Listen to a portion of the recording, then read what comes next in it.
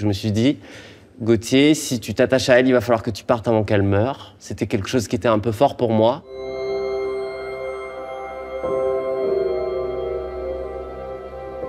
On est en 2021, je suis comédien, je suis précaire, j'habite dans une sous-location que je vais certainement perdre sous peu.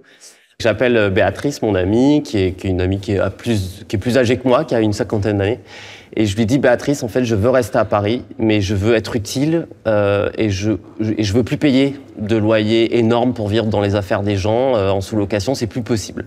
Et elle me dit, écoute Gauthier, j'ai une proposition un peu étrange, j'ai croisé mon voisin, sa maman est très âgée, et il cherche quelqu'un pour s'occuper d'elle la nuit en échange d'un logement.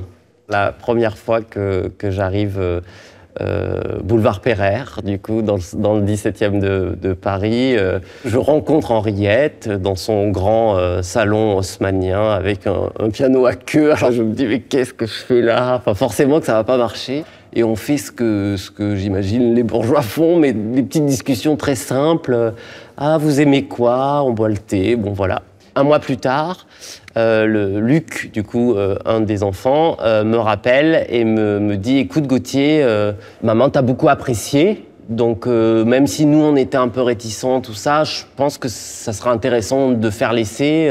Et je m'installe et c'est vrai que les premières nuits, c'est particulier. C'est particulier de vivre avec quelqu'un qui a 70 ans de plus que soi, dans un appartement qu'on ne connaît pas, qui est énorme. Enfin, ça crée l'empathie de se rencontrer, de se connecter. On n'a pas pu faire semblant. C'est-à-dire que moi, quand j'allais pas bien, elle le sentait, et quand elle allait pas bien, je le sentais. Même si c'était 200 mètres carrés, on vivait des choses voilà, de proximité.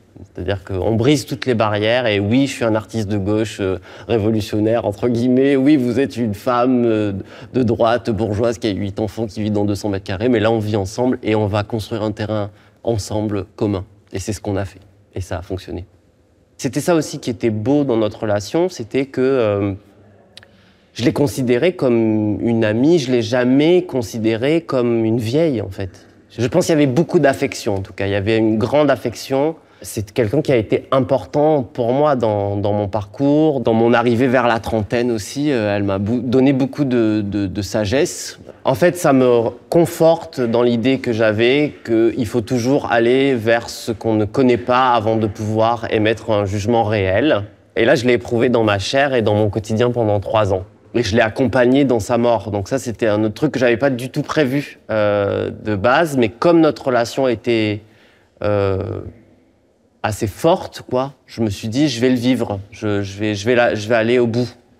Vient le moment où, enfin, Henriette dégénère petit à petit jusqu'au moment où, effectivement, elle peut plus quasi se lever de son lit.